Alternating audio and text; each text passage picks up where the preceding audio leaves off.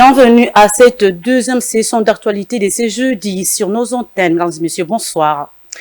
Les réunions prévues à Goma cette semaine pour évaluer l'action de la force régionale de la communauté des États de l'Afrique de l'Est, EAC, ont été reportées à une date ultérieure. La première concerne les chefs d'état-major généraux et la seconde les ministres de la Défense. Suivez.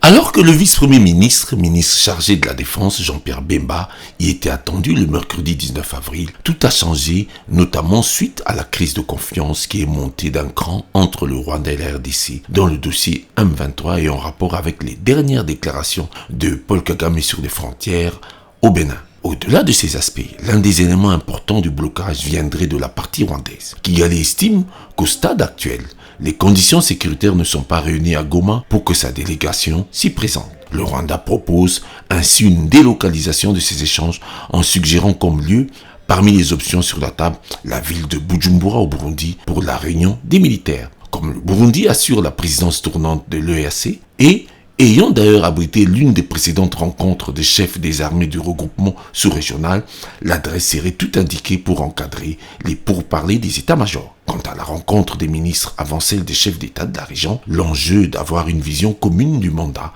de la force régionale, la durée de sa présence sur le sol congolais, mais aussi et surtout les modalités pratiques du désarmement des groupes armés en général et des combattants du M23 en particulier.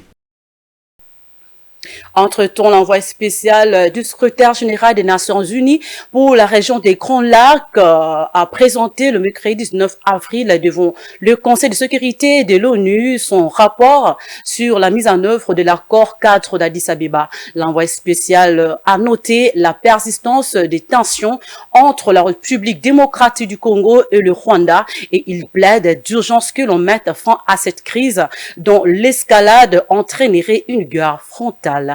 Regardez. Selon l'envoyé spécial du secrétaire général des Nations Unies dans les Grands Lacs, Yuan Xia, l'urgence est de mettre fin à la crise rwando-congolaise dont l'escalade vers la guerre est à éviter le plus tôt possible. Le chinois Yuan Xia estime que la région des Grands Lacs n'a pas besoin d'une nouvelle guerre. Dans ce contexte, il a appelé les Nations Unies à soutenir les efforts régionaux pour obtenir la paix, étant donné que la confiance entre les deux pays semble être au plus bas. Face à cette situation, selon l'envoyé spécial de l'ONU, le soutien du Conseil de sécurité est déterminant, vital et urgent pour renforcer le processus de Luanda mené par le président Lourenço de l'Angola qui vise au rétablissement d'une relation apaisée entre la RDC et le Rwanda. Le processus de Nairobi mené par la communauté de l'Afrique de l'Est sous la présidence du président Ndayishimiye du Burundi avec la facilitation de l'ancien président Uhuru Kenyatta. Plus que jamais, affirme Yuan Xia, qui combine consultation politique et effort militaire, la région des Grands Lacs a besoin du Conseil de sécurité pour favoriser une désescalade immédiate des tensions dans la région, pour encourager une solution politique à la crise actuelle et surtout pour soutenir une mise en œuvre plus sérieuse de l'accord cadre d'Addis Abeba. L'envoyé spécial exhorte donc le Conseil de sécurité de profiter de la petite fenêtre d'opportunité ouverte actuellement avec les différents processus engagés afin de favoriser une réelle baisse des tensions pour imposer la mise en œuvre intégrale de tous les engagements pris via l'accord cadre pour la paix, la sécurité et la coopération pour la région et la RDC. Le portrait de la situation actuellement dans les Grands Lacs est très constaté. D'un côté, quelque part encourageant, de l'autre, une situation sécuritaire et humanitaire toujours aussi préoccupante. Ce contraste exige de ce Conseil de sécurité et de l'ensemble des partenaires de la région de redoubler tous les efforts.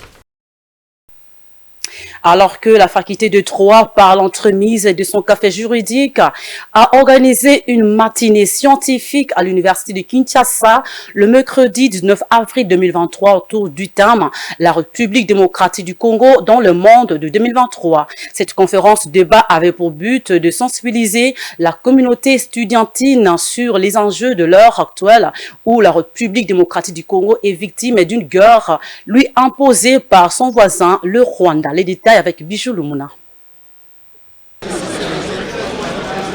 Il s'est tenu le mercredi 19 avril une matinée scientifique à l'université de Kinshasa autour du thème « La RDC dans le monde de 2023 ». Pendant plusieurs heures, Les étudiants de toutes les facultés confondues ont suivi avec attention des exposés présentés respectivement par le professeur Chibangu Kalala de la faculté de droit de cette alma mater et Patrick Mouyaya, ministre de Communications et Médias. Dans son mot de bienvenue, le recteur de l'UNIKIN, le professeur Jean-Marie Kaembe, a souhaité voir les matières transmises être bénéfiques pour les étudiants afin de leur permettre de cultiver le patriotisme. Nous promettons non seulement d'apprendre beaucoup, mais de mettre à contribution ce que nous allons écouter pour que des réflexions à venir puissent concourir, aider l'exécutif à réellement mettre fin à cette situation qui n'a qu'à déranger la jeunesse congolaise de notre pays. Invité à prendre la parole comme premier intervenant, le professeur Chibangu Kalala a centré son exposé sur la place de la RDC dans la géopolitique mondiale. Nous avons voulu diffuser les armes du savoir, de la science à la jeunesse de notre pays, à partir de l'Université de Kinshasa. Le savoir sur ce que c'est que la RDC, ses problèmes d'hier, ses problèmes d'aujourd'hui et ses problèmes de demain.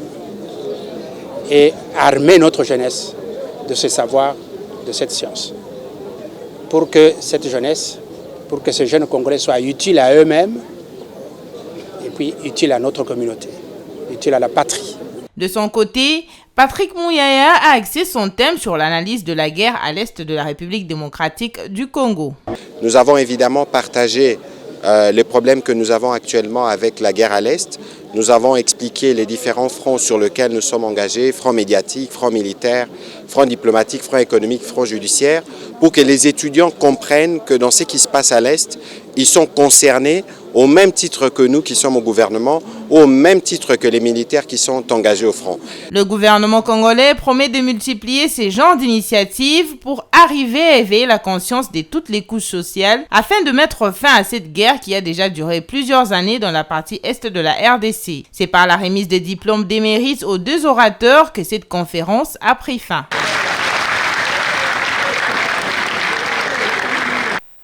C'est par ici que prend fin cette deuxième session d'actualité sur Manduko Télévision. Mesdames et messieurs, merci à vous d'avoir suivi. Bon suivi du programme sur Manduko Télévision. Au revoir.